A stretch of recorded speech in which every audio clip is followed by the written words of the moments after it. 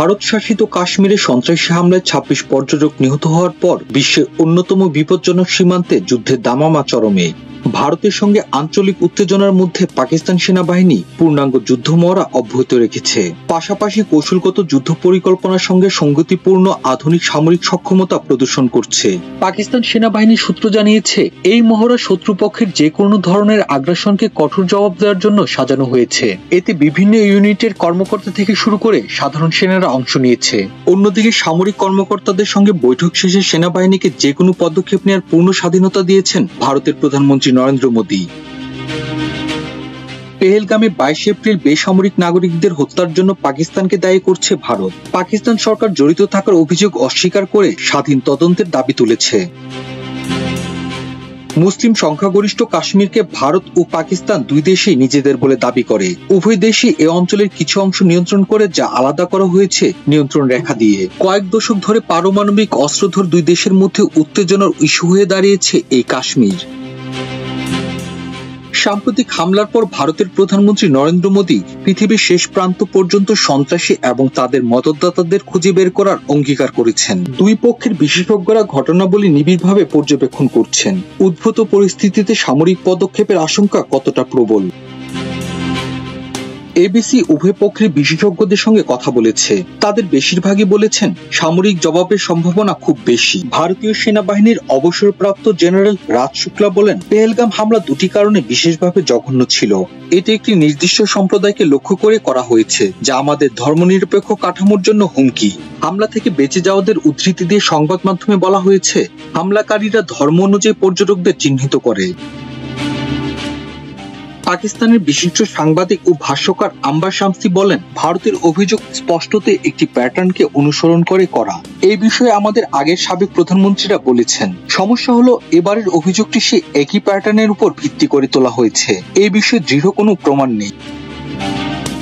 Griffith বিশ্ববিদ্যালয়ের আন্তর্জাতিক সম্পর্কের অধ্যাপক ইয়ান হল পাকিস্তানের অস্বীকার করার বিশ্বাসযোগ্যতা নিয়ে সন্দেহ প্রকাশ করেছেন। তিনি বলেন, আমাদের কাছে বেশ কিছু ভালো প্রমাণ আছে যে পাকিস্তানের প্রতিষ্ঠান ও সামরিক বাহিনীর কিছু অংশ এই গোষ্ঠীগুলির সঙ্গে ঘনিষ্ঠ। এই বিষয়ে পাকিস্তানের যুক্তি ক্ষীণ।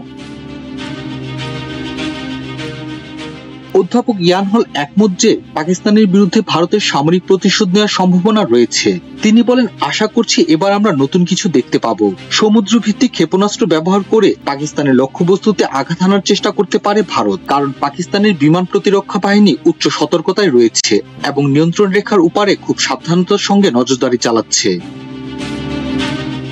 বিশেষজ্ঞরা বলছেন, প্রচলিত সামরিক সংঘাতের সম্ভাবনা থাকলেও পারমাণবিক যুদ্ধের আশঙ্কা নেই। ভারতে পারমাণবিক অস্ত্রের ক্ষেত্রে প্রথমে ব্যবহার নয় নীতি রয়েছে। সেখানে পাকিস্তান বলেছে তারা অস্তিত্বগত হুমকির সম্মুখীন হলে পারমাণবিক অস্ত্র ব্যবহার করবে। দুই দেশের কাছেই তুলনামূলক পারমাণবিক অস্ত্র ভান্ডার রয়েছে। ভারতের কাছে ১৭২টি এবং পাকিস্তানের আছে ১৭০টি পারমাণবিক অস্ত্র। লেফটেন্যান্ট জেনারেল শুক্লা বলেন, পাকিস্তান সেনাবাহিনীর সদস্যরা বুদ্ধিমান। বিকল্প পথ খোলা রেখেও তারা পারমাণবিক অস্ত্র ব্যবহার করতে চাইবে না। আন্তর্জাতিক সম্প্রদায় এটা ধরে নেবে যে পারমাণবিক যুদ্ধ খুবই অসম্ভব। তিনি বলেন, যুদ্ধ হলে চীন অবশ্যই পাকিস্তানের পক্ষে অবস্থান নেবে আর মধ্যস্থতার ভূমিকা পালনের চেষ্টা করবে যুক্তরাষ্ট্র ও রাশিয়া। তবে শেষ পর্যন্ত এসব বিষয়ে কোনো চূড়ান্ত পরিণতি ছাড়াই থেমে যাবে। ওয়াশিংটন ভিত্তিক দক্ষিণ এশিয়া বিষয়ক বিশ্লেষক মাইকেল কুগেলম্যান বলেন, সর্বাত্মক যুদ্ধের সম্ভাবনা কম থাকলেও তা একেবারে উড়িয়ে দেওয়া যায় না। তিনি বলেন, দুই দেশেরই পারমাণবিক অস্ত্র থাকার বিষয়টি একটি পূর্ণাঙ্গ সংঘাতের প্রতিবন্ধক হিসেবে কাজ করছে, ফলে ক্রমবর্ধমান ঝুঁকি সীমিত।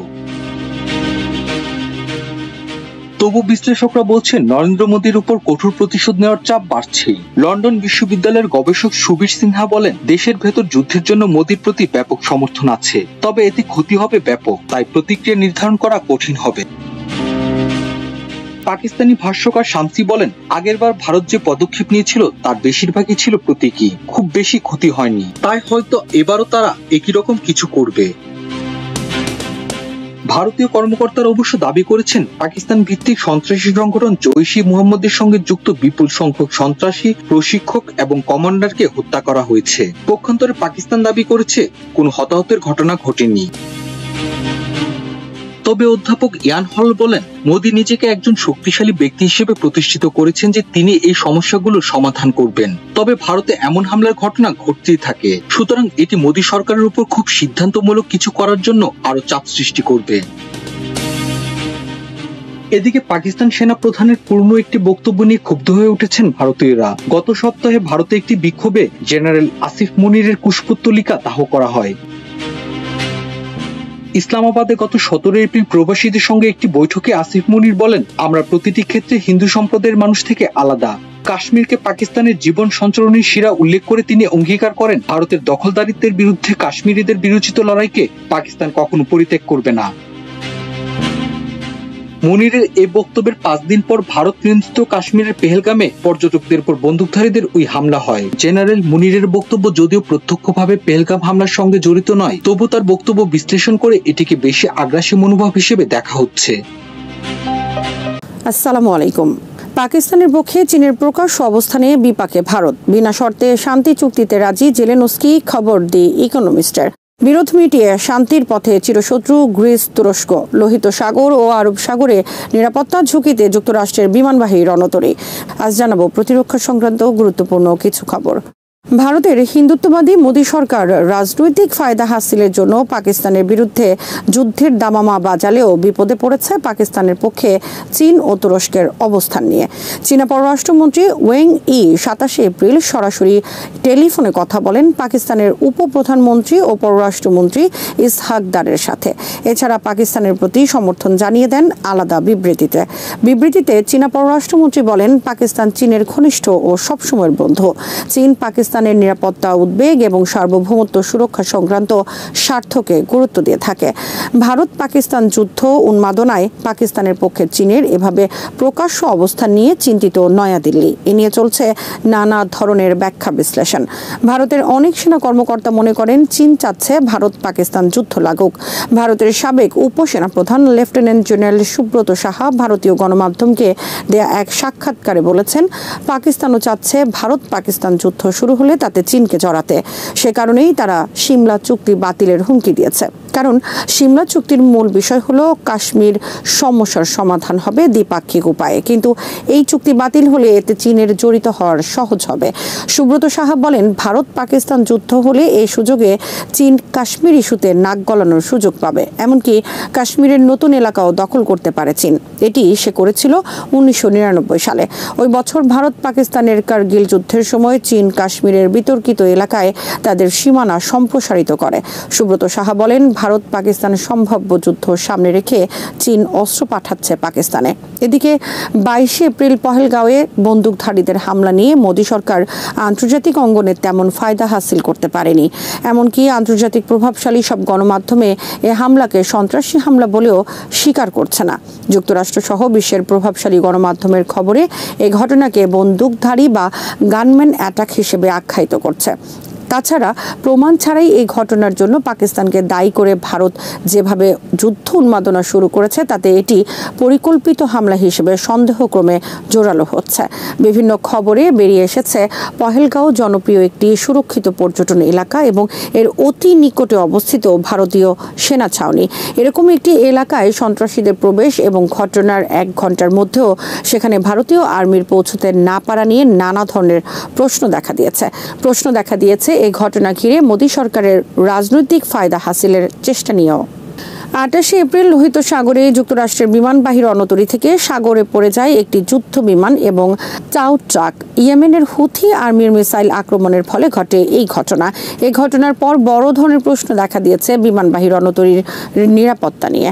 28 এপ্রিলের এই ঘটনার প্রথম রিপোর্ট প্রকাশ করে যুক্তরাষ্ট্রের CNN।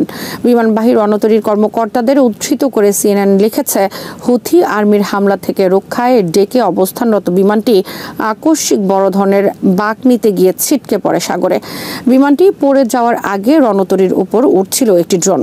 সামরিক বিশ্লেষকদের মতে তাদের এই দাবি সত্য হলে ইয়েমেনের মিসাইল হামলা প্রতিহত করতে পারেনি যুক্তরাষ্ট্রের ক্যারিয়ার স্ট্রাইক গ্রুপ। এর ফলে বড় ধরনের নিরাপত্তা প্রশ্ন দেখা দিয়েছে বিমানবাহী রণতরী ঘিরে। ইয়েমেনের হুথি আর্মি মুখপাত্র ব্রিগেডিয়ার জেনারেল ইয়াহিয়া সারি বুধবার এক টেলিভাইজড ভিডিওতে দাবি করেছেন 28 এপ্রিল তারা ব্যালিস্টিক মিসাইল, ক্রুজ মিসাইল এবং ড্রোনের সাহায্যে হামলা চালিয়েছে যুক্তরাষ্ট্রের বিমানবাহী রণতরী হ্যারি এস ট্রুম্যান লক্ষ্য করে। হামলার ফলে তাদের একটি F-18 বিমান ধ্বংস হয়েছে। হামলা থেকে রক্ষায় বিমানবাহী রণতরী লোহিত সাগর থেকে সুয়েজ খালের দিকে সরে গেছে। জেনারেল সারি দাবি করেছেন পরের দিন 29 এপ্রিল তারা ব্যাপক হামলা চালিয়েছেন আরব সাগরে অবস্থিত যুক্তরাষ্ট্রের বিমানবাহী রণতরী কার্ল ভিনসন লক্ষ্য করে। প্রকাশিত খবরে বলা হয়েছে 28 ও 29 এপ্রিল হুথি আর্মি লোহিত সাগর ও আরব সাগরে 1.5 শতাধিক মিসাইল ও ড্রোন হামলা চালিয়েছে। নিঃশর্তভাবে রাশিয়ার সাথে যুদ্ধবিরতি চুক্তিতে রাজি হয়েছেন ইউক্রেনের প্রেসিডেন্ট ভলোদিমির জেলেনস্কি। জেলেনস্কি প্রশাসনের কর্মকর্তারা এ তথ্য জানিয়েছেন ব্রিটেনের বিখ্যাত ইকোনমিস্ট ম্যাগাজিনকে। মঙ্গলবার ইকোনমিস্ট প্রকাশ করেছে এ তথ্য। ইকোনমিস্ট লিখেছে 26 এপ্রিল ভ্যাটিকানের পোপের দাফন অনুষ্ঠানে ট্রাম্প জেলেনস্কির মধ্যকার সংক্ষিপ্ত বৈঠকটি হতে যাচ্ছে ইউক্রেন যুদ্ধ বন্ধে একটি টার্নিং পয়েন্ট। ওই বৈঠকে জেলেনস্কি ডোনাল্ড ট্রাম্পকে বলেন তিনি বিনা শর্তে রাশিয়ার সাথে যুদ্ধবিরতি চুক্তিতে রাজি। তিনি ট্রাম্পকে অনুরোধ করেন তিনি যেন ইউক্রেনকে ত্যাগ না করেন, তিনি যেন যুদ্ধ বন্ধের আলোচনা থেকে নিজেকে সরিয়ে না নেন। জেলেনস্কি ট্রাম্পের প্রশংসা করে বলেছেন একমাত্র তিনিই পারেন এই যুদ্ধ বন্ধ করতে। জেলেনস্কি বলেন আমরা বিনা শর্তে যুদ্ধবিরতি চাই, কিন্তু রাশিয়া এটি চায় না। 15 মিনিটের গুরুত্বপূর্ণ এই আলোচনায় ডোনাল্ড ট্রাম্প জেলেনস্কির প্রতি আহ্বান জানান তাদের সাথে খনিজ সম্পদ চুক্তি করার জন্য। জেলেনস্কি তাতেও রাজি হন এবং শর্ত দেন যুক্তরাষ্ট্র ইউক্রেনকে পরিত্যাগ করতে পারবে না। জেলেনস্কি সম্প্রতি ট্রাম্প প্রশাসনের প্রতি অনুরোধ জানান যুক্তরাষ্ট্র যেমন ইসরায়েলকে সব ধরনের সহায়তা দিয়ে যাচ্ছে তেমনি ইউক্রেনকেও সহায়তা দেওয়া উচিত। CNN সহ যুক্তরাষ্ট্রের অন্যান্য গণমাধ্যমের খবরে বলা হয়েছে ট্রাম্প স্বীকার করেছেন ভ্যাটিকান বৈঠকে তিনি জেলেনস্কিকে বলেছেন খনিজ সম্পদ বিষয়ক চুক্তি করতে এবং তার প্রস্তাবে রাজি হন জেলেনস্কি। এরপর 30 এপ্রিল দুই দেশের মধ্যে স্বাক্ষরিত হলো এ চুক্তি। খনিজ সম্পদ চুক্তি বিষয়ে যুক্তরাষ্ট্র ও ইউক্রেন দুই পক্ষই লাভবান হতে যাচ্ছে বলে মনে করছেন বিশ্লেষকরা। ইকোনমিস্ট লিখেছে ভ্যাটিকান সিটির বৈঠকে প্রথমবার ডোনাল্ড ট্রাম্প জেলেনস্কিকে সম্মান দেখিয়েছেন। জেলেনস্কির কর্মকর্তারা ইকোনমিস্টকে জানিয়েছেন এ তথ্য। অনেক আগে থেকেই জেলেনস্কিকে একজন জোকার সেলসম্যান হিসেবে আখ্যায়িত করতেন ডোনাল্ড ট্রাম্প। এমনকি ডোনাল্ড ট্রাম্প জেলেনস্কির প্রতি এতই ক্ষিপ্ত ছিলেন যে একটি দেশের প্রেসিডেন্ট হওয়া সত্ত্বেও তিনি তাকে দুপুরের জন্য প্রস্তুতকৃত লাঞ্চ না করিয়ে তাড়িয়ে দিয়েছেন হোয়াইট হাউস থেকে। 28 ফেব্রুয়ারির এই ঘটনার পর থেকে ডোনাল্ড ট্রাম্প ও তার উচ্চ পদস্থ কর্মকর্তারা তীব্র বিষোদ্গার করতে থাকেন জেলেনস্কির প্রতি। বন্ধ করে দেন ইউক্রেনের প্রতি সব ধরনের সহায়তা, যদিও পরে তা আবার চালু করেন। অবশেষে জেলেনস্কি যুক্তরাষ্ট্রের প্রতি সুর নরম করতে বাধ্য হন এবং আনুগত্য প্রকাশ করেন হোয়াইট হাউসের প্রতি। ট্রাম্প প্রশাসনের প্রতি জেলেনস্কির সর্বশেষ এ নমনীয় অবস্থান এবং খনিজ সম্পদ চুক্তির পর অগ্রসর হতে পারে ইউক্রেন যুদ্ধ বন্ধের কার্যক্রম। তুরস্ক ও গ্রিস চিরশত্রু দুই দেশের মধ্যে উত্তেজনা হ্রাসে গত 1 বছর ধরে চলছে কূটনৈতিক পর্যায়ে আলোচনা। তুরস্ক সফর করেছেন গ্রিসের প্রধানমন্ত্রী। সর্বশেষ গত 28 এবং 29 এপ্রিল গ্রিসে অনুষ্ঠিত আলোচনায় অংশ নিয়েছে দুই দেশের সামরিক ও কূটনৈতিক পর্যায়ের কর্মকর্তারা। বৈঠকে সিদ্ধান্ত হয়েছে দুই দেশের মধ্যে মিলিটারি টু মিলিটারি, কূটনৈতিক এবং অন্যান্য পর্যায়ে নিয়মিত বৈঠকের। ভূমধ্যসাগর ও এজিয়ান সাগরের সীমানা, সাইপ্রাস দ্বীপ সহ বিভিন্ন দ্বীপের মালিকানা নিয়ে 2019 সাল থেকে তীব্র বিরোধে জড়িয়ে পড়ে তুরস্ক ও গ্রিস। 2020 সালে দুই দেশের রণতরী মুখোমুখি অবস্থান নেয় ভূমধ্যসাগরে। দুই দেশের মধ্যে এ যুদ্ধাবস্থায় ফ্রান্স সহ গোটা ইউরোপিয়ান ইউনিয়ন অন্ধভাবে গ্রিসের পক্ষ নেয়। তুরস্কের প্রেসিডেন্ট হুমকি দেন গ্রিসের দখলে থাকা কয়েকটি দ্বীপ দখলে নেয়ার। এজিয়ান সাগরে গ্রিসের দখলে থাকা অনেক দ্বীপ তুরস্ক দীর্ঘদিন ধরে নিজেদের দাবি করে আসছে।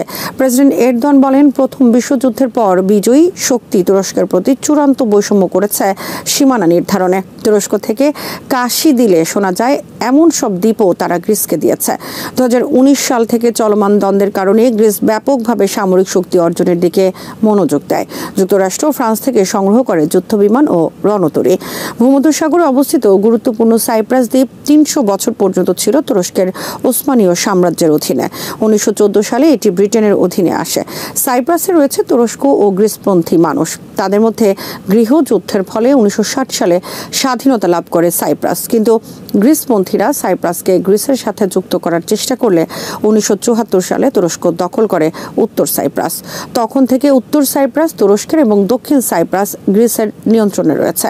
সাইপ্রাস ঘিরে ভূমধ্যসাগরের মালিকানা নিয়ে বর্তমানে বিরোধ চলছে গ্রিস ও তুরস্কের মধ্যে।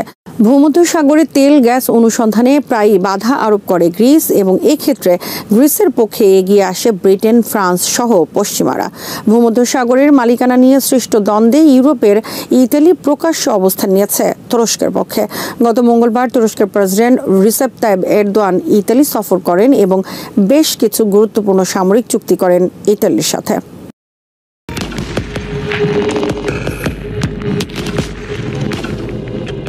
রাত গভীর। জম্মু কাশ্মীরের উত্তরাঞ্চলীয় কমান্ডারের সদর দপ্তরে একটি আলো জ্বলছে। বাইরে তুষারপাতের মৃদু শব্দ আর ভেতরে এক অস্থির নীরবতা। Lieutenant general MV Suchindra Kumar তার ডেস্কে বসে আছেন। তার হাতে একটি ফাইল, যার প্রতিটি পাতায় লেখা আছে যুদ্ধের সম্ভাবনা আর তার পরিণতি। তার চোখে ঘুম নেই, শুধু আছে এক অজানা আশঙ্কা। হঠাৎ দরজায় একটি খটখট শব্দ। কেউ এসেছে, কিন্তু এত রাতে কে? সুচিন্দ্র কুমারের হৃৎপিণ্ড যেন এক মুহূর্তের জন্য থেমে গেল। এই রাতে শুরু হলো এক গল্প, যে গল্পে সেনাবাহিনীর গর্ব, বিদ্রোহের ছায়া আর রাজনৈতিক ষড়যন্ত্র একসঙ্গে জড়িয়ে গেল। 22 এপ্রিল 2025 পহেলগামের বেসারন উপত্যকায় সন্ত্রাসী হামলায় 26 জনের প্রাণ ঝরে গেছে। সেই রাত থেকে ভারত পাকিস্তান সীমান্তে উত্তেজনা চরমে। দিল্লির রাজনৈতিক মহল থেকে প্রধানমন্ত্রী নরেন্দ্র মোদী কঠোর প্রতিক্রিয়ার নির্দেশ দিয়েছেন, কিন্তু এই নির্দেশের পেছনে লুকিয়ে আছে একটি পরিকল্পনা যা সুচিন্দ্র কুমারের মতো সেনা কর্মকর্তাদের মনে ভয়ের ছায়া ফেলেছে। পাকিস্তানের বিরুদ্ধে একটি ফলস ফ্ল্যাগ অপারেশনের কথা বলা হচ্ছে, এমন একটি অভিযান যা যুদ্ধের আগুন জ্বালাতে পারে। কিন্তু সুচিন্দ্র কুমার, যিনি উত্তরাঞ্চলীয় কমান্ডের প্রধান, এই পরিকল্পনার বিরোধিতা করেছেন। তার মতে এই অভিযান শুধু পাকিস্তানের সঙ্গেই নয়, চীনের সঙ্গেও একটি 2 ফ্রন্টের যুদ্ধে ঠেলে দেবে ভারতকে। সুচিন্দ্র কুমার একা নন। সেনাবাহিনীর অভ্যন্তরে অনেক জ্যেষ্ঠ কর্মকর্তা তার সঙ্গে একমত। তারা জানেন ভারতীয় সেনাবাহিনী এখনও এমন একটি যুদ্ধের জন্য প্রস্তুত নয়, কিন্তু দিল্লির রাজনৈতিক চাপ তাদের উপর ভর করছে। বিহার নির্বাচনের আগে মোদী সরকার একটি জয় চায়। এই চাপের মুখে সেনাবাহিনীতে ফাটল দেখা দিয়েছে। পাকিস্তানের গণমাধ্যম দুনিয়া নিউজ দাবি করেছে সুচিন্দ্র কুমারকে তার পদ থেকে সরিয়ে গৃহবন্দী করা হয়েছে। কেউ কেউ বলছেন তাকে গ্রেফতার করা হয়েছে। খবরে বলা হচ্ছে তিনি মোদীর নির্দেশ অমান্য করেছেন। তার স্থানে নিয়োগ দেওয়া হয়েছে লেফটেন্যান্ট জেনারেল প্রত্যক শর্মাকে। ভারতীয় গণমাধ্যম এই খবরকে অবসরের নামে ঢাকতে চাইছেন। ইন্ডিয়া টুডে বলছে সুচিন্দ্র কুমারের অবসরের সময় হয়ে এসেছিল, কিন্তু সত্যি কি তাই? সূত্র বলছে তার অবসরের এখনও কয়েক মাস বাকি ছিল। তাহলে কেন এত তাড়াহুড়ো? কেন একজন অভিজ্ঞ জেনারেলকে এভাবে সরিয়ে দেওয়া হলো? সেনাবাহিনীর অভ্যন্তরে ফাটলের গুজব ছড়িয়ে পড়েছে। অনেক জেনারেল মনে করেন মোদীর নীতি দেশকে ধ্বংসের দিকে ঠেলে দিয়েছে। সেনাবাহিনীর অভ্যন্তরে যেন এক অদৃশ্য ঝড় বয়ে যাচ্ছে। কেউ কেউ বলছেন সুচিন্দ্র কুমারের মতো আরও অনেক জেনারেল মোদীর নীতির বিরোধিতা করছেন। তারা মনে করেন এই যুদ্ধ শুধু ধ্বংস ডেকে আনবে। জম্মু ও কাশ্মীর ও লাদাখের মতো স্পর্শকাতর এলাকাগুলোতে যুদ্ধ শুরু হলে তা নিয়ন্ত্রণের বাইরে চলে যেতে পারে। কিন্তু তাদের কণ্ঠ কি দিল্লি শুনছে, নাকি রাজনৈতিক স্বার্থের কাছে তাদের আত্মসমর্পণ করতে হবে? পাকিস্তানের মিডিয়ায় একটি গল্প শোনা যাচ্ছে। এক রাতে উত্তরাঞ্চলীয় কমান্ডের একটি গোপন বৈঠকে কয়েকজন জ্যেষ্ঠ কর্মকর্তা জড়ো হয়েছিলেন। সুচিন্দ্র কুমার তাদের সামনে একটি প্রশ্ন তুলেছিলেন, আমরা কি আমাদের দেশকে একটি অন্ধকারে ঠেলে দেব শুধু রাজনৈতিক জয়ের জন্য? সেই বৈঠকের পর থেকে তিনি আর স্বাভাবিক ছিলেন না। তার চোখে এক অজানা ভয়, আর তারপরই এলো সেই রাত যখন তাকে তার পদ থেকে সরিয়ে দেওয়া হলো। এদিকে বিশ্বমঞ্চেও ঘটনা মোড় নিচ্ছে। আমেরিকা মধ্যস্থতার চেষ্টা করছে, কিন্তু তাদের অবস্থান চীন, রাশিয়া ও তুরস্কের সঙ্গে মিলে যাচ্ছে, যারা সবাই পাকিস্তানের পক্ষে। চীনের পররাষ্ট্রমন্ত্রী ওয়াং ই বলেছেন তারা পাকিস্তানের জনগণের পাশে আছেন। তুরস্কের প্রতিরক্ষা সম্পর্ক পাকিস্তানের সঙ্গে আরও গভীর হয়েছে। ভারতের প্রত্যাশা ছিল আমেরিকার সমর্থন, কিন্তু তারা নিরপেক্ষ থাকছে। ইসরায়েলও নিজেদের সংকটে ব্যস্ত, ফলে ভারত যেন একা দাঁড়িয়ে। পাকিস্তানের তথ্যমন্ত্রী রাত 1:30টার সংবাদ সম্মেলনে বলেছেন, আমাদের কাছে খবর আছে ভারত 24 থেকে 36 ঘন্টার মধ্যে হামলা চালাতে পারে। আমরা তার চেয়ে শক্তিশালী জবাব দেব। এই হুমকি যেন সীমান্তে আগুনের তীব্রতা বাড়িয়ে দিল। দিল্লির প্রধানমন্ত্রীর কার্যালয়, রাত গভীর। নরেন্দ্র মোদী তার চেয়ারে বসে আছেন, তার কপালে ঘাম, বুক ধরফর করছে। তার সামনে একটি ফাইল, যাতে লেখা আছে পাকিস্তানের বিরুদ্ধে যুদ্ধের পরিকল্পনা। কিন্তু তার মন অন্য কোথাও। বিহার নির্বাচনের চাপ, জনগণের অসন্তোষ। গুজরাটে তিনি দাঙ্গা লাগিয়েছিলেন ভোটের জন্য, সেই কৌশল কাজ করেছিল। কিন্তু এখন তিনি পারমাণবিক শক্তিধর পাকিস্তানের বিরুদ্ধে যুদ্ধ চান। তিনি ভাবেন একটি জয় তাকে আবার অপ্রতিরোধ করে তুলবে। কিন্তু তার পরিকল্পনা ভেস্তে যাচ্ছে। সেনাবাহিনী তার কথা মানছে না। শচীন্দ্র কুমারের মতো জেনারেলরা তার নির্দেশের বিরুদ্ধে দাঁড়িয়েছেন। মোদী বিরক্ত, তার হাত কাঁপছে। তিনি চিৎকার করে বলেন, এরা আমার কথা মানছে না, আমি দেশের প্রধানমন্ত্রী। কিন্তু তার কণ্ঠে আত্মবিশ্বাস নেই। তিনি জানেন সেনাবাহিনীতে ফাটল ধরেছে। তার নিজের দলের মধ্যেও অসন্তোষ। জাতীয় নিরাপত্তা উপদেষ্টা, প্রতিরক্ষা মন্ত্রী রাজনাথ সিং, সেনাপ্রধান উপেন্দ্র দ্বিবেদী সবাই বৈঠক করছেন, কিন্তু কোনো সিদ্ধান্ত নেই। মোদির ঘাম ঝরছে। তিনি জানেন এই খেলায় তিনি একা হয়ে যাচ্ছেন। ইসরায়েল পুড়ছে, গাছ, ঘরবাড়ি, পাহাড় সবকিছু গ্রাস করছে আগুনের লেলিহান শিখা। চারদিকে ধোঁয়া আর আতঙ্ক। ঘোষণা করা হয়েছে জরুরি অবস্থা। আগুন যেন থামতেই চাইছে না। মাত্র কয়েকদিনের মধ্যে পুড়ে গেছে হাজার হাজার একর বনভূমি, আশ্রয়হীন হয়ে পড়েছে শত শত মানুষ। আর জীবজন্তু নিধনের কথা তো বলাই বাহুল্য। আগুনের মুখে প্রাণ রক্ষা করতে শহর থেকে শহরে পালিয়ে বেড়াচ্ছে মানুষ। ইসরায়েল যেন হঠাৎ করেই এক অন্য বাস্তবতার মুখোমুখি।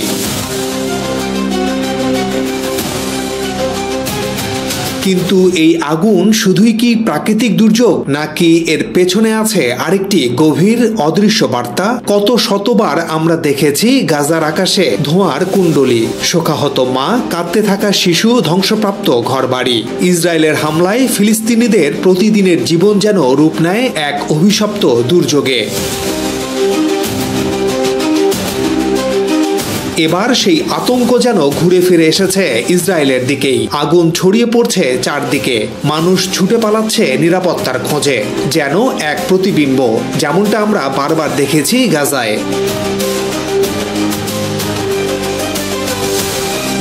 প্রশ্ন উঠছে, এই আগুন কি শুধুই আবহাওয়ার খেলা, নাকি প্রকৃতি তার নিজস্ব ভাষায় একটি বার্তা দিচ্ছে? অহংকারের দাম কি এতটাই ভয়ঙ্কর হতে পারে?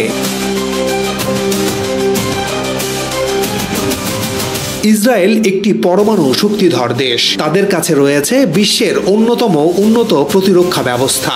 আয়রন ডোম, ড্রোন প্রযুক্তি, স্যাটেলাইট নজরদারি সহ আধুনিক সব সামরিক উপকরণ থাকা সত্ত্বেও আজ আগুনের মুখে তারা যেন নিরস্ত্র।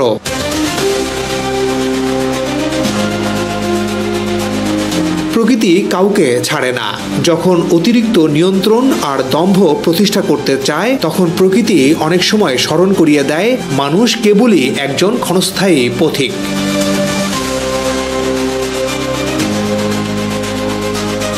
বর্তমানে মধ্যপ্রাচ্য আবার উত্তপ্ত। এখনো গাজায় ইসরায়েলের টানা হামলায় নিহত হচ্ছেন ফিলিস্তিনিরা। এরই মধ্যে মৃত্যু ছাড়িয়েছে 60,000-এর বেশি, যার মধ্যে রয়েছে অসংখ্য শিশু। আন্তর্জাতিক মহলের বারবার আহ্বান উপেক্ষা করে চলছে ইসরায়েলি আগ্রাসন।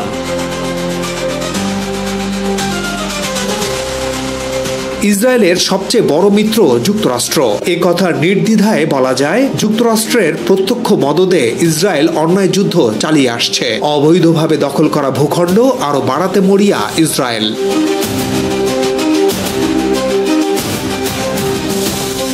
কিন্তু প্রকৃতিও দম্ভ পছন্দ করে না। হয়তো এই আগুন কাকতালীয়, কিন্তু এই মুহূর্তে তা অনেককে ভাবতে বাধ্য করছে ইসরায়েলের দম্ভের বিপরীতে প্রকৃতির এ এক সামান্য প্রতিশোধ। যেভাবে এক শহর থেকে আরেক শহরে নিজ বাড়ি থেকে উচ্ছেদ হয়ে অন্য কোনো অজানায় ছুটেছে ফিলিস্তিনিরা, আজ সেভাবেই ইসরায়েলিরা পালিয়ে বেড়াচ্ছে। হয়তো দৃশ্যপট আলাদা, কিন্তু ভয় আর আর্তনাদের ভাষা একই।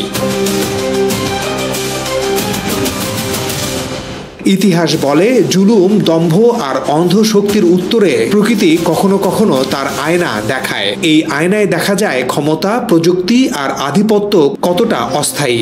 নিজেদের অজেয় ভাবা এমন অনেক জাতি একদিন পৃথিবী থেকে বিলীন হয়ে গেছে।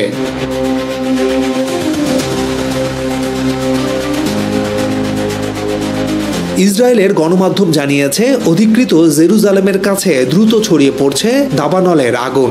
এই পরিস্থিতিকে জাতীয় জরুরি অবস্থা ঘোষণা করেছে দেশটির প্রতিরক্ষা মন্ত্রী ইসরায়েল কাটজ। প্রতিবেদনে বলা হয়েছে, গত কয়েক বছরের মধ্যে সবচেয়ে ভয়াবহ আকার নিয়েছে এই দাবানল। ইসরায়েল কাটজ তার মন্ত্রণালয়ের এক বিবৃতিতে বলেছেন, আমরা একটি জাতীয় জরুরি অবস্থার মুখোমুখি এবং জীবন বাঁচাতে ও আগুন নিয়ন্ত্রণে আনতে সব বাহিনীকে একত্রিত করতে হবে। টাইমস অব ইসরায়েল বলছে, ভয়াবহ তাপপ্রবাহ এবং তীব্র বাতাস থেকে দাবানলের সূত্রপাত হয়, যার ফলে আগুন নিয়ন্ত্রণে আনাও কঠিন হয়ে পড়েছে বলে জানা গেছে। ইসরায়েলের বিভিন্ন অঞ্চল যেমন নেভে শালোম, বেকোয়া, তাওজ এবং নাশচন সম্প্রদায়ের লোকজনকে এরই মধ্যে সরিয়ে নেওয়া হয়েছে। এছাড়া মেসিলা জিয়ন থেকেও লোকজনকে সরিয়ে নেয়ার প্রয়োজন হতে পারে জানিয়ে পুলিশকে প্রস্তুত থাকতে বলা হয়েছে।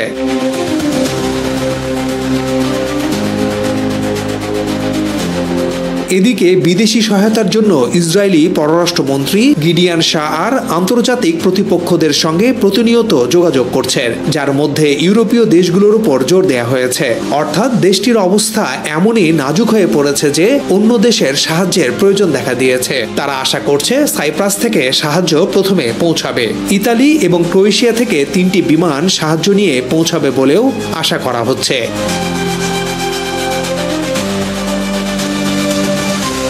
এমনকি তাদেরকে সাহায্য করার ঘোষণা দিয়েছে খোদ ফিলিস্তিন সরকার। বছরের পর বছর ধরে যাদেরকে নিষ্পৃহ করে রেখেছে ইসরায়েল, এবার ইসরায়েলের বিপদে তারাও পাশে দাঁড়াচ্ছে। ইসরায়েলের ফায়ার সার্ভিস জানিয়েছে, ফায়ার ফাইটারের 163 জনের একটি দল স্থল থেকে এবং আকাশ থেকে 12টি বিমান আগুন নেভানোর চেষ্টা করছে, কিন্তু তাতে তেমন কাজ হয়নি এবং জেরুজালেমের একাধিক স্থানে আগুন আরো ছড়িয়ে পড়েছে।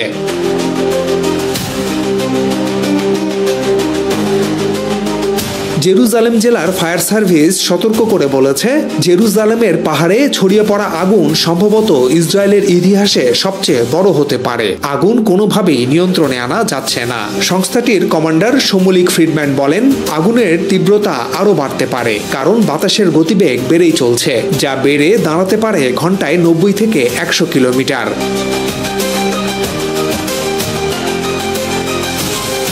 ইসরায়েলের অভ্যন্তরীণ নিরাপত্তা সংস্থা শিনবেত জানিয়েছে, কিছু এলাকায় ইচ্ছাকৃতভাবে আগুন লাগানো হতে পারে। যারা এই ঘটনায় জড়িত তাদের খুঁজে বের করার চেষ্টা চলছে। পশ্চিম তীর ও গোলান মালভূমি দখল নেয়ার পরেও দেশটির আয়তন মাত্র 22,145 বর্গ কিলোমিটার। ইসরায়েলের মোট ভূখণ্ডের প্রায় 7 থেকে 8% বনভূমি হিসেবে চিহ্নিত। এটি প্রায় 1500 থেকে 1800 বর্গ কিলোমিটার। কিন্তু এবারের দাবানলে 5000 একর জায়গা এরই মধ্যে পুড়ে গেছে। এর মধ্যে বনভূমি পুড়েছে 3200 একর। ইসরায়েলের বন সংরক্ষণ সংস্থা KKLJNF জানিয়েছে, ক্ষতিগ্রস্ত বনভূমি পুনর্গঠনে 5 থেকে 7 বছর সময় লাগতে পারে। তবে যদি ক্ষতি আরো ব্যাপক হয় তাহলে পুনর্গঠন প্রক্রিয়া 30 থেকে 40 বছর পর্যন্ত সময় নিতে পারে। এখন পর্যন্ত যে ক্ষয়ক্ষতি হয়েছে তার পরিমাণ হতে পারে $120 মিলিয়ন। 1 কোটিরও কম জনসংখ্যার এই দেশ যুদ্ধের কারণে অর্থনৈতিকভাবে চাপে রয়েছে। তাদের কাঁধে রয়েছে বিশাল ঋণের বোঝা। দাবানলে পুড়তে থাকা ছাড়াও হুতি, হিজবুল্লাহ ও হামাসকে মোকাবিলা করতে হচ্ছে ইসরায়েলকে। প্রায়ই তারা ইসরায়েলের ভূখণ্ডে ক্ষেপণাস্ত্র হামলা করছে। এদিকে সিরিয়া থেকে মার্কিন সেনা প্রত্যাহার করে নিচ্ছে যুক্তরাষ্ট্র, আর সেখানে নিজেদের সামরিক অবস্থান শক্তিশালী করছে তুরস্ক। এমনিতেই ইসরায়েলের কাছে আতঙ্কের নাম ইরান। এবার ইসরায়েলের একেবারে নাকের ডগায় তুরস্ক পৌঁছে গেলে নেতানিয়াহু চোখে সর্ষে ফুল দেখবেন। এই মুহূর্তে প্রকৃতি বিরূপ। এবার ইরান ও তুরস্ক যদি বিগড়ে যায় তাহলে ইসরায়েলকে বাঁচাবে কে? ভারতের দখলকৃত কাশ্মীরের পেহেলগাঁওয়ে কথিত সন্ত্রাসী হামলার পর থেকে দুই প্রতিবেশী দেশের মধ্যে চরম উত্তেজনা বিরাজ করছে। এক পক্ষ আরেক পক্ষকে ছেড়ে কথা বলছে না। পাকিস্তান জানিয়েছে তারা আগ বাড়িয়ে কিছু করবে না, তবে আঘাত আসতে প্রত্যাঘাত করা হবে। অন্যদিকে ভারত এমন ভাবসাব দেখাচ্ছে যে কোনো মুহূর্তে পাকিস্তানে হামলা চালাবে, কিন্তু সামরিক বিশেষজ্ঞরা বলছেন এটি ভারতীয় প্রধানমন্ত্রী নরেন্দ্র মোদীর যুদ্ধ খেলা। মোদী সরকারের পক্ষ থেকে দাবি করা হয়েছে গত 22 এপ্রিলের ওই হামলায় 26 জন পর্যটক নিহত হয়েছেন, কিন্তু স্থানীয়রা বলছেন তাদেরকে যেভাবে পর্যটক বলে জোর প্রচার চালানো হচ্ছে বাস্তবতার সঙ্গে তার কোনো মিল নেই। তাছাড়া কাশ্মীরের মতো জায়গা যেখানে ভারতীয় সেনাদের ব্যাপক উপস্থিতি রয়েছে, সেখানে এত বড় হামলা এবং হামলা পরবর্তী নিরাপত্তা বাহিনীর তাৎক্ষণিক ব্যবস্থা না থাকায় অনেক প্রশ্ন সামনে চলে আসছে। এই হামলার জন্য কোনো তদন্ত ছাড়াই পাকিস্তানকে দায়ী করেছে দিল্লি। পাল্টা জবাবে পাকিস্তানের প্রতিরক্ষা বিশ্লেষকরা জানিয়েছেন পেহেলগাঁও ঘটনাটি ভারতের সাজানো ছক, ঘটনা নিজে ঘটিয়ে দায় অন্যের উপর চাপানোর অপচেষ্টা মাত্র। একে অজুহাত করে পাকিস্তানে হামলা চালানোর হুমকি দিচ্ছে ভারত। নরেন্দ্র মোদী ইতিমধ্যে প্রতিশোধ নেওয়ার জন্য সকল বাহিনীকে অনুমোদন দিয়েছেন। সীমান্তে উঠছে যুদ্ধ বিমান, চলছে যুদ্ধের নানা প্রস্তুতি। পাকিস্তানও পাল্টা পদক্ষেপ নিচ্ছে। বলা হচ্ছে 36 ঘন্টার মধ্যে যে কোনো সময় পাকিস্তানে হামলা হতে পারে। এমন পরিস্থিতিতে একটি প্রশ্ন সামনে চলে আসছে যে ভারত কি সত্যিই পাকিস্তানে হামলা চালাবে? এ নিয়ে অবশ্য উদ্বেগও বিরাজ করছে। উদ্বেগটা অনেক বেশি হওয়ার কারণ ভারত পাকিস্তান সংকটের সবচেয়ে বড় ঝুঁকি হলো দুই পক্ষই পরমাণু শক্তিধর। এমন উত্তেজনাকর পরিস্থিতির মধ্যে গত 24 এপ্রিল ভারতের নৌবাহিনী মিসাইল ধ্বংসের সফল পরীক্ষা চালিয়েছে। অন্যদিকে পাকিস্তানও বলে রেখেছে তাদের পরমাণু অস্ত্র ভারতের দিকেই তাক করা আছে। পেহেলগাঁও ঘটনার পরপর দিল্লির নেওয়া দ্রুত কয়েকটি সিদ্ধান্ত যেন ভারতের যুদ্ধংদেহী অবস্থানের ইঙ্গিত দিচ্ছে। প্রধান সীমান্ত ক্রসিং বন্ধ করে দিয়েছে ভারত, একটি গুরুত্বপূর্ণ পানি বন্টন চুক্তি স্থগিত করেছে। এছাড়া কূটনীতিকদের বহিষ্কারের মতো সিদ্ধান্তও নেওয়া হয়েছে। পরিস্থিতিকে আরও তাৎপর্যপূর্ণ ও উত্তপ্ত করেছে ভারতের প্রতিরক্ষা মন্ত্রী রাজনাথ সিং এর বক্তব্য। কঠোর জবাব দেওয়ার প্রতিশ্রুতি দিয়েছেন তিনি। অপরাধীদের বিরুদ্ধেই নয়, ভারতের মাটিতে এই নৃশংস হত্যাকাণ্ডের নেপথ্যে থাকা মাস্টার মাইন্ডদের বিরুদ্ধেও কড়া ব্যবস্থা নেওয়ার প্রতিশ্রুতি দিয়েছেন তিনি। রাজনাথের এমন সব মন্তব্যের পর আন্তর্জাতিক রাজনীতি বিশেষজ্ঞদের মতে এই মুহূর্তে প্রশ্ন এটা নয় যে সন্ত্রাসী হামলার জবাবে ভারতের পক্ষ থেকে সামরিক প্রতিক্রিয়া দেখা যাবে কিনা। প্রশ্ন হলো সেটা কখন হবে, তার মাত্রা কি হবে এবং তার ফলে কি মূল্য দিতে হতে পারে। 2016 এবং 2019 সালে ভারতের পক্ষ থেকে পাকিস্তানের বিরুদ্ধে দুটো বড় প্রতিক্রিয়া জানানো হয়। 2016 সালের সেপ্টেম্বর মাসে উরি তথা জম্মু ও কাশ্মীরের বারামুলা জেলায় সংগঠিত হামলায় 19 জন ভারতীয় সেনার মৃত্যুর পর কার্যত নিয়ন্ত্রণ রেখা পেরিয়ে পাকিস্তানের সার্জিক্যাল স্ট্রাইক করেছিল ভারত। সেই সময় ভারতের পক্ষ থেকে বলা হয়েছিল তাদের লক্ষ্যবস্তু হলো পাকিস্তান শাসিত কাশ্মীরের বিচ্ছিন্নতাবাদীদের ঘাঁটি। 2019 সালে পুলওয়ামা হামলায় আধা সামরিক বাহিনীর অন্তত 40 জনের মৃত্যুর পর পাকিস্তানের বালাকোটে অবস্থিত কথিত সশস্ত্র গোষ্ঠীর ঘাঁটিতে বিমান হামলা চালায় ভারত। 1971 সালের পর সেটাই ছিল প্রথম পাকিস্তানের অভ্যন্তরে ভারতের বিমান হামলা। এর প্রতিক্রিয়ায় পাকিস্তানও বিমান হামলা চালায়। ভারতীয় বিমান ভূপাতিত করে পাকিস্তান। ওই সময় ভারতীয় একজন পাইলটকেও ধরে ফেলে তৎকালীন ইমরান খানের সরকার। তবে দুই পক্ষই নিজেদের শক্তি দেখালেও তারা পূর্ণমাত্রার যুদ্ধ এড়িয়ে যায়। এর 2 বছর পর 2021 সালে নিয়ন্ত্রণ রেখায় সিজ ফায়ার বা পরস্পরের সীমান্তে গুলি বন্ধ করতে সম্মত হয় ভারত ও পাকিস্তান। ভারত নিয়ন্ত্রিত কাশ্মীরে বিভিন্ন সময় সশস্ত্র গোষ্ঠীর হামলা সত্ত্বেও এই শর্ত মূলত বহাল রয়েছে। বিশেষজ্ঞদের ধারণা পাকিস্তান পাল্টা জবাব দিতে পারে এবং তারপর সেখান থেকে সরে এসে আবার অন্য পথ অনুসরণ করতে পারে, যেমন দেখা যাচ্ছে ইসরায়েল ও ইরানের মধ্যে। ইসরায়েল ইরান সহ একাধিক ক্ষেত্রে আমরা এই একই ধারা লক্ষ্য করেছি। প্রথমে উত্তেজনা বৃদ্ধি এবং পরে তা প্রশমনের চেষ্টা। পররাষ্ট্রনীতি বিষয়ক বিশ্লেষক মাইকেল কুগেলম্যান মনে করছেন পেহেলগাঁও ঘটনার পর পাকিস্তানের বিরুদ্ধে ভারতের সামরিক প্রতিক্রিয়ার জোরালো সম্ভাবনার ইঙ্গিত দেয়। যুক্তরাষ্ট্রের ইউনিভার্সিটি অ্যাট অ্যালবানির ক্রিস্টোফার ক্লেরি মনে করেন পেহেলগাঁও ঘটনার পর 2021 সালে নিয়ন্ত্রণ রেখায় সিজ ফায়ার সিদ্ধান্ত থেকে সরে আসতে পারে ভারত। সেই সঙ্গে 2019 সালের মতো বিমান হামলা বা এমনকি প্রচলিত ক্রুজ ক্ষেপণাস্ত্র হামলা চালানোর সম্ভাবনাকে এড়িয়ে যাওয়া যাবে না, তবে কোনো পথই ঝুঁকিমুক্ত নয় বলে জানান দক্ষিণ এশিয়ার রাজনীতি নিয়ে গবেষণা করা এই বিশেষজ্ঞ। সেই ঝুঁকিটি ইঙ্গিত দিলেন যুক্তরাষ্ট্রে পাকিস্তানের সাবেক রাষ্ট্রদূত হুসেইন হাক্কানি। তিনি মনে করেন 2016 সালের মতো সীমিত পরিসরে সার্জিক্যাল স্ট্রাইক চালানোর বিষয় যদি ভারত বিবেচনা করে তাহলে এবার উত্তেজনা বাড়ার সম্ভাবনা রয়েছে। পেহেলগাঁওয়ের এই হামলা নিয়ে খোদ ভারতীয়দের মধ্যেই বিভক্তি লক্ষ্য করা যাচ্ছে। তারা বলছেন দক্ষিণ এশিয়ার রাজনীতিতে ভারতের প্রভাব খর্ব করায় ব্যাপক চাপে রয়েছে টানা ক্ষমতায় থাকা মোদী সরকার। তাই 2016 কিংবা 19 সালের মতো আবারও নাটক সাজিয়ে কথিত ভারতীয় জাতীয়তাবাদ তথা কট্টর হিন্দুত্ববাদ জাগানোর চেষ্টা করছে বিজেপি ও আরএসএস। এমনকি পেহেলগাঁওয়ে ঘটনায় সন্দেহ প্রকাশ করেছেন খোদ ভারতীয় সেনা কর্মকর্তারা। অভিজ্ঞ সেনা কর্মকর্তারা বলছেন তারা জীবনে এ ধরনের সন্ত্রাসী হামলা দেখেননি। একই সঙ্গে পাকিস্তানে হামলা প্রসঙ্গে ভারতীয় সামরিক বাহিনীর মধ্যে বিভক্তির বিষয়টি প্রকাশ্যে চলে এসেছে। এ সংক্রান্ত বৈঠক থেকে কিছু সামরিক কর্মকর্তাকে বেরিয়ে যেতে দেখা গেছে। উদ্ভূত পরিস্থিতিতে ভারতের জাতীয় নিরাপত্তা উপদেষ্টা পরিষদে বড় ধরনের পরিবর্তন এনেছেন মোদী। ভারত যদি পাকিস্তানে হামলা করে বসে তাহলে এবার আর ছেড়ে কথা বলবে না দেশটি। ইতিমধ্যে পাকিস্তানের সব রাজনৈতিক দল এবং জনগণ ভারতের যে কোনো উস্কানির উপযুক্ত জবাব দেওয়ার অঙ্গীকার করেছে। এমনকি জেলখানা থেকে ইমরান খান নরেন্দ্র মোদীর এই উস্কানির নিন্দা করেছেন। মোদীর আগ্রাসন ও তাদের শত্রুতা পাকিস্তানের জনগণকে ঐক্যবদ্ধ করেছে উল্লেখ করে পাকিস্তানের সাবেক প্রধানমন্ত্রী বলেছেন, আমরা পাকিস্তানের বর্তমান শাসন ব্যবস্থাকে প্রত্যাখ্যান করলেও মোদীর যুদ্ধপ্রবণ মনোভাব এবং তাদের আঞ্চলিক শান্তির হুমকির বিরুদ্ধে সকল পাকিস্তানি ঐক্যবদ্ধ আছে। আমরা মোদীর বিপজ্জনক উচ্চাকাঙ্ক্ষার তীব্র নিন্দা জানাই। ভারত কথিত জঙ্গিবাদ তথা ইসলামী মৌলবাদ ঠেকানোর দোহাই দিয়ে এতদিন ধরে যুক্তরাষ্ট্র ও পশ্চিমাদের যে একচ্ছত্র সমর্থন পেয়ে আসছিল সেই মিথ এখন আর নেই। উল্টো কানাডায় শিখ নেতা হত্যা এবং যুক্তরাষ্ট্রে আরেক শিখ নেতাকে হত্যা চেষ্টায় জড়িত থাকায় প্রবল চাপে রয়েছে মোদী প্রশাসন। সুতরাং তাদের এই জঙ্গি সন্ত্রাস খেলা এখন আর কাজে আসছে না। পেহেলগাঁও ইস্যুতে ভারত যে উস্কানি দিচ্ছে সেটা ইতিমধ্যে জাতিসংঘের কাছে তুলে ধরেছে পাকিস্তান। সেই সঙ্গে বিষয়টির প্রতি আন্তর্জাতিক মহলের দৃষ্টি আকর্ষণ করেছে ইসলামাবাদ।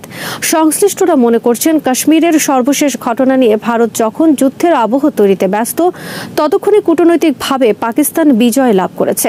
মার্কিন পররাষ্ট্রমন্ত্রী মার্কো রুবিও কাশ্মীরের সন্ত্রাসী হামলার ঘটনা নিয়ে পাকিস্তানের প্রধানমন্ত্রী শাহবাজ শরীফ এবং ভারতের পররাষ্ট্রমন্ত্রী এস জয়শঙ্করকে ফোন করেছেন। ফোনালাপে হামলার ঘটনা নিয়ে ভারত ও পাকিস্তানের মধ্যে সৃষ্টি হওয়া উত্তেজনা কমানোর উপর গুরুত্ব আরোপ করেন তিনি। অবশ্য পেহেলগাঁও ইস্যুতে মোদীর উগ্র হিন্দুত্ববাদ যে নতুন করে জেগে উঠেছে সেটা বলার অপেক্ষা রাখে না। কাশ্মীর তো বটেই, ইতিমধ্যে ভারতের রাজ্যে রাজ্যে মুসলমানদের নানা ট্যাগ দিয়ে হত্যা করা হচ্ছে, তাদের বাড়িঘর জ্বালিয়ে ও বুলডোজার দিয়ে গুড়িয়ে দেওয়া হচ্ছে। গোটা ভারতের মুসলমানদের মধ্যে আতঙ্ক বিরাজ করছে। সম্প্রতি মোদী সরকারের কথিত ওয়াকফ আইন করে মুসলমানদের কোটি কোটি টাকার সম্পদ আত্মসাতের বিরুদ্ধে যখন সংখ্যালঘুরা সোচ্চার হয়েছেন তখন এই ধরনের ঘটনা ঘটানো হলো। মোদীর প্রশাসন বিভিন্ন প্রদেশে ভারতীয় মুসলমান নাগরিকদের বাংলাদেশি ও পাকিস্তানি ট্যাগ দিয়ে গ্রেফতার করছে, আতঙ্ক ছড়াচ্ছে যাতে তারা পালিয়ে অন্য কোনো দেশে চলে যায়।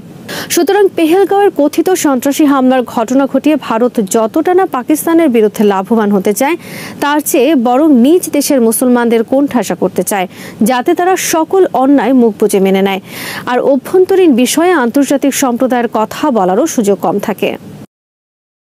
আজ এখানেই শেষ করছি।